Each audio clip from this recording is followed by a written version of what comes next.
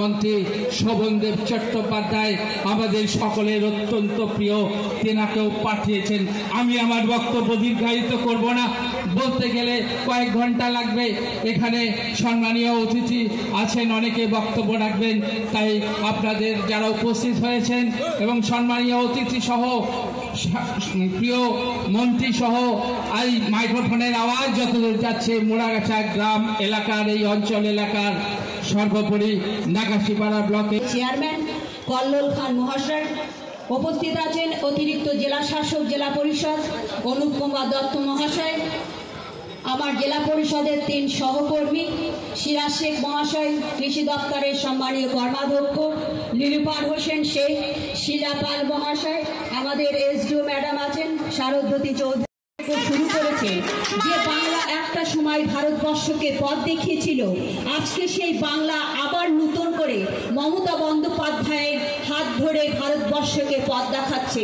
আমরা গর্বিত যে বাংলার এমন একজন মুখ্যমন্ত্রী পেয়েছি যিনি বাংলার সর্বস্তরের সর্বধর্মের সমস্ত রকম মানুষের তিনি পরিষেবা দিয়ে চলেছেন। তিনি এটা আজকে উপলব্ধি করেছেন যে আজকে ত্রিস্তর পঞ্চায়েতে আমরা যারা আছি মানুষের কাজ করার জন্যে হয়তো কোনো সেই জায়গায় গ্যাপ তৈরি হচ্ছে, তাই তিনি আজকে আমাদের পাড়া আমাদের সমাধান এই প্রকল্প চালু করেছেন, যেখানে সেই বুথের মানুষ তার নিজের কথা বলবে, তার নিজের কাজের কথা বলবে, তার সমস্যার কথা বলবে, সেটা লিপিবদ্ধ হবে, যেখানে তার মতামতকে গুরুত্ব দিয়ে সেই কাজটা করতে আমরা বদ্ধপরিকর। তাই আসুন, আজকে আমাদের পাড়া আমাদের সমাধান, সারা রাজ্যের 80,000 বুথে এই সমাধান কাজ চলছে। আজকে মোড়াগাছার এই ঐতিহাসিক স্কুলে আমরা সবাই উপস্থিত হয়েছি। আমরা আমাদের দায়িত্ব পালন করব এবং আমাদের শ্রদ্ধেয় মন্ত্রী যেভাবে আমাদেরকে পথ নির্দেশ করবেন, আমাদেরকে গাইড করবেন, আমরা তারা সেই নির্দেশ মেনে মুখ্যমন্ত্রীর এই প্রকল্পকে বাস্তবায়িত করব, এই আশা এবং প্রত্যাশা। উপস্থিত নদিয়া জেলা পরিষদের সভাধিপতি বোন তারানুর সুলতানা মীর মহাশয় উপস্থিত আছেন। এখানে উপস্থিত নদিয়া জেলা পরিষদের কর্মাধ্যক্ষ ভাই সিরাজ শেখ, উপস্থিত এডিএম জেলা পরিষদ উপস্থিত আছেন, এসডিও ম্যাডাম উপস্থিত আছেন, বিডিও সাহেব উপস্থিত আছেন, পঞ্চায়েত সমিতির সভানেত্রী উপস্থিত আছেন, সহ সভাপতি উপস্থিত আছেন, এছাড়াও অন্যান্য নেতৃবৃন্দ যারা ত্রিস্তর পঞ্চায়েতের দায়িত্বে আছেন। এছাড়া মোড়াগাছা অঞ্চলের 3টি বুথে সমস্ত সম্মানীয় নাগরিকবৃন্দ, সম্মানীয় মা ভাই বোন ও বিভিন্ন এলাকা থেকে আসা সম্মানীয় অতিথিবৃন্দ, নাগরিকবৃন্দ, দীর্ঘক্ষণ ধরে বক্তব্য রাখার সময় এখন নয়। আজকে বাংলার প্রিয় মুখ্যমন্ত্রী পশ্চিমবাংলার সর্বস্তরে মানুষকে সঙ্গে নিয়ে বুথ স্তরে আমাদের পাড়া আমাদের সমাধান, সেগুলো সমাধানের জন্যে এই কর্মসূচিকে বাস্তবে রূপ দেওয়ার জন্যে এলাকার সম্মানীয় নাগরিকবৃন্দ, মা ভাই বোনকে সঙ্গে নিয়ে ত্রিস্তর পঞ্চায়েতের নেতৃত্ব, বিধায়ক, সংসদ সবারই উপস্থিতিতে সেই এলাকার এই আমাদের পাড়া আমাদের সমাধান কর্মসূচি যাতে দ্রুততার সঙ্গে সমাধান হয়, সেই কর্মসূচিকে বাস্তবে রূপ দেওয়ার জন্যে আজকে নাগাছিপাড়া ব্লকের অধীন মোড়াগাছা অঞ্চলের 3টি বুথে সমস্ত নাগরিকবৃন্দকে নিয়ে এলাকার সমস্যার সমাধান আগামী দিনে বাস্তবে রূপ দেওয়া যায় তার ইতিকথা সরকার যে কর্মসূচি ঘোষণা করেছে তার জন্যই উপস্থিত হয়েছেন আমাদের প্রিয় মন্ত্রী শ্রী শোভনদেব চট্টোপাধ্যায়। তাকে আমরা আমাদের অঞ্চলের তরফ থেকে, নাগাছিপাড়া ব্লকের তরফ থেকে স্বাগত জানাই। আমরা স্বাগত জানাই নদিয়া জেলা পরিষদের সভাধিপতি শ্রীমতী তারানুর সুলতানা মীর মহোদয়াকে এবং উপস্থিত এডিএম জেডবি সাহেব, এসডিও ম্যাডাম সহ নাগাছিপাড়ার সমস্ত সরকারি প্রধানগণ এবং উপস্থিত সম্মানীয় নাগরিকবৃন্দকে আমার তরফ থেকে নাগাছিপাড়া পঞ্চায়েত সমিতি এবং ব্লকের তরফ থেকে আপনাদের প্রণাম শ্রদ্ধা শুভেচ্ছা জানাই। আজকে নদিয়া জেলার মোড়াগাছা গ্রাম পঞ্চায়েতে আমাদের মাননীয় মুখ্যমন্ত্রী মমতা বন্দ্যোপাধ্যায়ের সর্বশেষ যে প্রকল্প আমাদের পাড়া আমাদের সমাধান, সেই অনুষ্ঠানের আয়োজন করা হয়েছে। সেটা সারা পশ্চিমবাংলায় দার্জিলিং থেকে মেদিনীপুর থেকে বনগাঁ সর্বত্রই 80,000 এই ধরনের ক্যাম্প হচ্ছে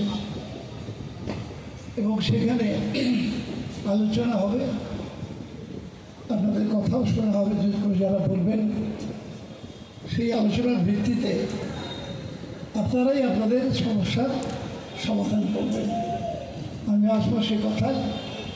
এখানে আছেন তারান্নুম সুলতান মীর, আমাদের এই জেলার সভাধিপতি, আছেন কল্লোল খান, পশ্চিমবঙ্গ বিধানসভা অত্যন্ত অ্যাক্টিভ বিধায়ক। কেন বলছি, আমরা যারা বিধানসভায় জিতেছি 91 সাল থেকে আছেন, এটা আমার 7th টার্ম হয়ে গেল। 9বার জিতেছে বিধানসভায়, কিন্তু 7বার কমপ্লিট হচ্ছে। দুটো উপনির্বাচন ছিল, 9বার জানিয়েছি, 9বারই জিতেছি। কিন্তু সব থেকে অ্যাক্টিভ যদি বলি 10টা বিধায়কের নাম, অর্থাৎ প্রতিদিন কোনো না কোনো বিষয়ে পার্টিসিপেট করছে, তার নাম কল্লোল খান। কিন্তু আমি ওর সামনে দাঁড়িয়ে প্রশংসা করার ব্যাপার নেই কিছু। আমি ওকে পছন্দ করি এই কারণে যে ও কোশ্চেন দেওয়া থেকে শুরু করে, মেনশন দেওয়া থেকে শুরু করে, জিরো হওয়া দেওয়া থেকে শুরু করে, অর্থাৎ বিধানসভা চলাকালীন যা যা করলে একটা বিধায়ক তার নিজেকে প্রতিষ্ঠা করতে পারে, সেদিক থেকে কল্লোল খান নিশ্চয়ই খুব ভালো পারফরমেন্স। যে পৃথিবীতে আমরা একটা গণতান্ত্রিক দেশে বাস করি, ভোট দিই, পঞ্চায়েত নির্বাচন করি, সমিতি নির্বাচন করি, প্রধান সমিতির সভাপতি, জেলা সভাধিপতি, বিধানসভা, লোকসভা সব নির্বাচন করে আমরা তৈরি করে দিই। এটা গণতন্ত্র। এর ব্যাখ্যা পৃথিবীতে সর্বপ্রথম যেখানে হয়েছিল সেটা হচ্ছে আমাদের ঋগ্বেদে 4,000 বছর আগে। ঋগ্বেদে প্রথম গণতন্ত্রের কথা লেখা হয়, কিন্তু তার কোনো প্রয়োগ দেখানো হয়নি কোথাও, যে কোথাও প্রয়োগ হয়েছিল। কোথায় কোথায় প্রয়োগ হলো? প্রথম প্রয়োগ হয় দুটো জায়গায়।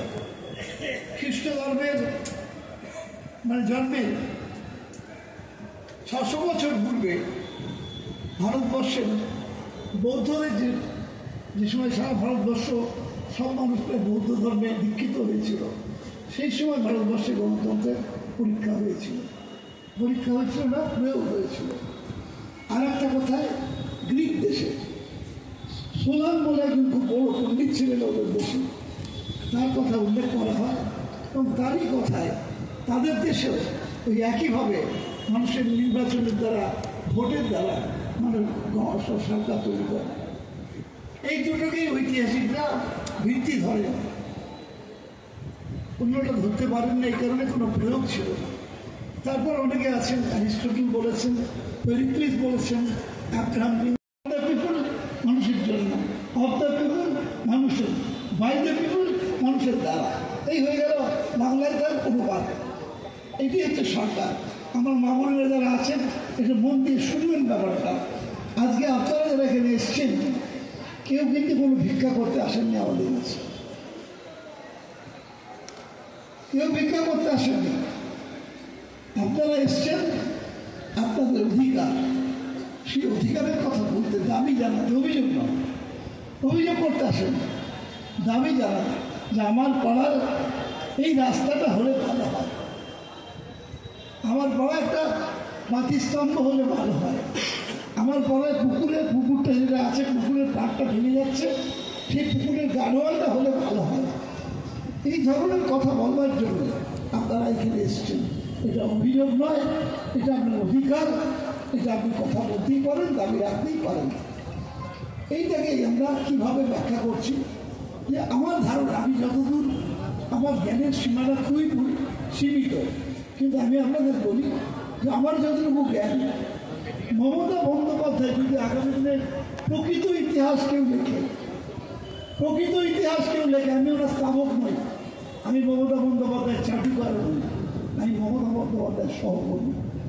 সে আমাকে দাদা বলে, আমি তাকে তুই তো বলি, মমতা তুই বলি, এবং সেই সম্পর্ক আমার সঙ্গে।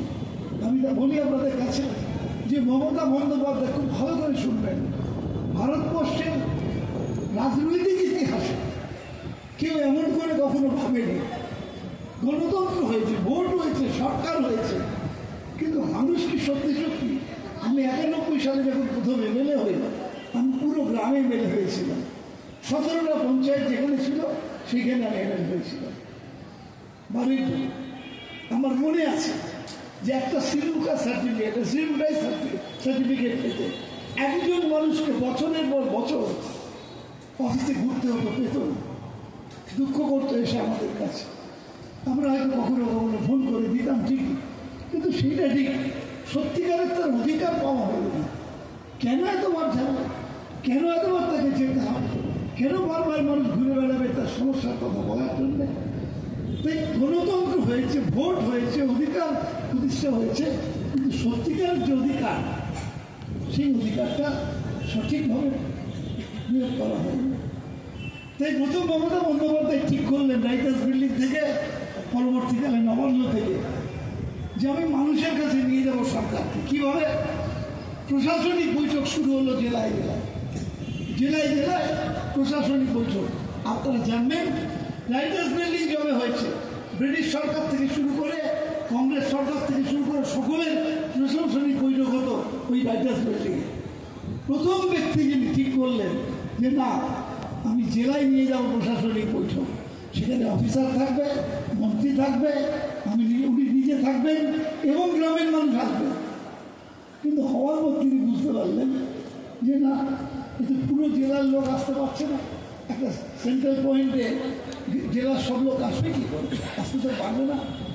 তখন তিনি যে সিদ্ধান্তটা নিলেন, এটা একটা ঐতিহাসিক সিদ্ধান্ত, যে মানুষ সরকারের দরজায় গিয়ে কড়া নাড়বে না, সরকার মানুষের দরজায় গিয়ে কড়া নাড়বে না। তার নাম দুয়ারে সরকার, তার নাম হলো দুয়ারে সরকার। এই ভাবনাটা অনেক বড় বড় ঐতিহাসিকের কথা আমার সামনে আমি নামগুলো বলে গেলাম পর্ব, অনেক বড় বড় দার্শনিকের কথা আপনাদের সামনে পর্ব করে গেলাম। মমতা বন্দ্যোপাধ্যায়কে আমি দার্শনিকও বলছি না, মমতা বন্দ্যোপাধ্যায়ের থেকে বড় পণ্ডিত নিয়ে কথাও বলছি না, কিন্তু হৃদয় দিয়ে মানে বোঝবার মতো ক্ষমতা এই মুহূর্তে মমতার মতন খুব কম লোক ভারতবর্ষে এত বলেই মনে করি। যে গরিবের অভাবটা কি, দুঃখ দেখি, বেদনা দেখি। মমতা জন্মেছে টালির ঘরে, আমিও জন্মেছি টালির ঘরে, আমিও সাধারণ অত্যন্ত নিম্নবিত্ত মানুষের ঘরে জন্মেছি। একই পাড়া প্রায় থাকি, কাছাকাছি, তাই জন্য চৈতকারী বলার চেষ্টা আমি সারতে পারিনি এখন। একবার ক্যাবিনেট মিটিংয়ে আপনি বলবো না তুমি বলবো ভাবছি, বললো সমস্ত আপনি তো চিরকাল চৈতকারী করে নেই, হঠাৎ আপনি আপনি করছেন কেন? আমি সেই থেকে আর আপনি বলি না চৈতকারী করি, ক্যাবিনেট মিটিংয়ে সব প্রতিষ্ঠান নিয়ে চৈতকারী করবো, রাজ্য পাচ্ছি না আর কি। যাই হোক, তো এমনি করে ও হৃদয় দিয়ে মানুষের অভাবটা বোঝে, অভিযোগটা বোঝে, এবং তাদের হাতটা বুকের মধ্যে রেখেই তার প্রকল্পগুলো। কেউ তো করেননি এভাবে প্রকল্পগুলো নেই। 94টা প্রকল্প চলছে, 94টা প্রকল্প চলছে। বিরোধীরা কি বলে? বিরোধীরা বলে মমতা বন্দ্যোপাধ্যায় ওই পয়সা দিয়ে ভোট কেনে। তাহলে পয়সা দিয়ে কি ভোট কেনে? কত ছোট করে দেখা হচ্ছে বাংলার জনগণকে, বলুন তো, ভিখারি ভাবা হচ্ছে বাংলার জনগণকে। একটা দিল্লির পঞ্চায়েত দপ্তর স্বীকার করেছে, আমি যা বলছি তার এক বর্ণ মিথ্যা হলে তৃণমূলের নাম মুখে আনবেন না, তৃণমূলের নাম মুখে আনবেন না।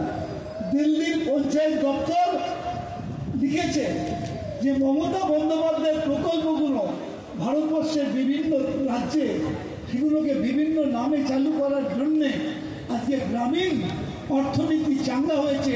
এটা আমার কথা না, দিল্লির পঞ্চায়েত দপ্তরের রিপোর্ট। আর এখানকার যারা তথাকথিত সিপিএম ইত্যাদি যারা আছে, বিজেপি, তারা বলছে মমতা ওই টাকা দিয়ে মানুষের কাছ থেকে ভোট কেনে। গরিবের হাতে পয়সা, যে ঠাকুমা একটা রথের দিনে পাঁপড় কিনে দেওয়ার পয়সা নেই নাতিকে, সেই ঠাকুমা এখন খুব গর্বের সঙ্গে বলে, দাঁড়া বাবা, আগে ঠাকুমাজির জবের থলি থেকে হয়তো দেখতো 2-1 আনা আছে কিনে দেওয়ার চেষ্টা করতো, এখন গর্বের সঙ্গে বলে, দিদি আমায় টাকা দিচ্ছে লক্ষ্মীর ভাণ্ডারে, আজ তোকে আমি পাঁপড় খাওয়ার টাকা দিচ্ছি। এই যে অধিকার জন্মেছে, আজকের সম্মান মর্যাদা, স্বাস্থ্যসাথী কার্ড বাড়ির মহিলাদের নামে, কন্যাশ্রী মহিলাদের নামে, রূপশ্রী মহিলাদের নামে, একটা সমাজ, এই পৃথিবীর যা কিছু সৃষ্টি চিরকল্যাণকর, অর্ধেক তার করিয়াছেন আমি, অর্ধেক তার নয় বলে এসছি চিরকাল, কিন্তু তাকে বাস্তবে রূপায়ণ করেছেন যিনি, তার নাম মমতা বন্দ্যোপাধ্যায়, যে মেয়েদের আজকে সমাজে মাথা উঁচু করে দাঁড়াবার জায়গায় পৌঁছে দিয়েছে। দুয়ারে সরকার তো হলো, কিন্তু দুয়ারে সরকারের পরেও সমস্যা মিটল না। উনি ভাবতে শুরু করলেন কি করা যায়, কি করা যায়। এবার ঠিক করলেন যে টাকাটা আমি ঠিক করে দেব, কিন্তু প্রকল্পটা দেবে মানুষ, জনগণ।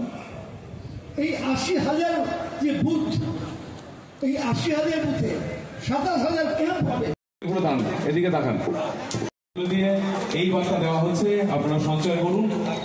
করছি পশ্চিমবঙ্গ ভবিষ্যৎ ক্রেডিট কার্ড, মঞ্জুলা খাতুন, মৃত্যুঞ্জয় সরকার, ওদিকেই থাকুন, পুরস্কার তুলে দিলেন অনুমোদন পত্র, সকলে একটু গায়ত্রী সরকার। এরপর আসছেন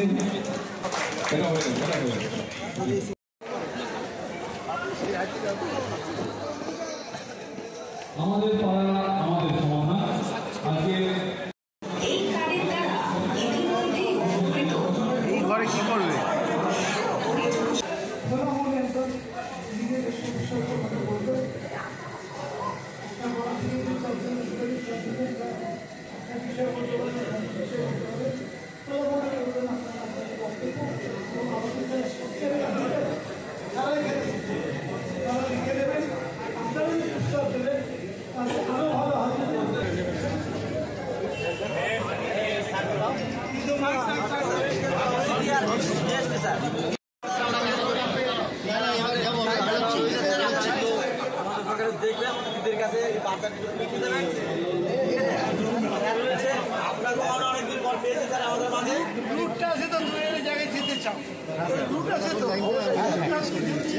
ওখানে দিয়েছি, ওখানে যাই তো আমরা, আমাদের খুব প্রিয় লোক।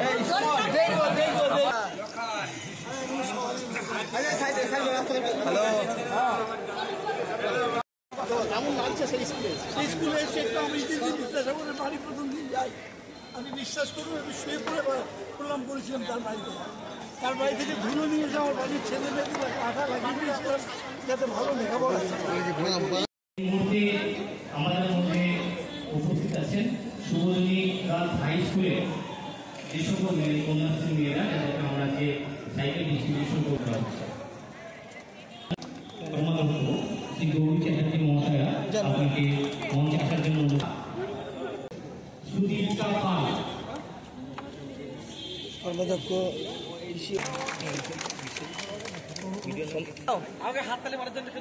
সকলে হাতে দেবেন। নিপেন ভট্টাচার্য,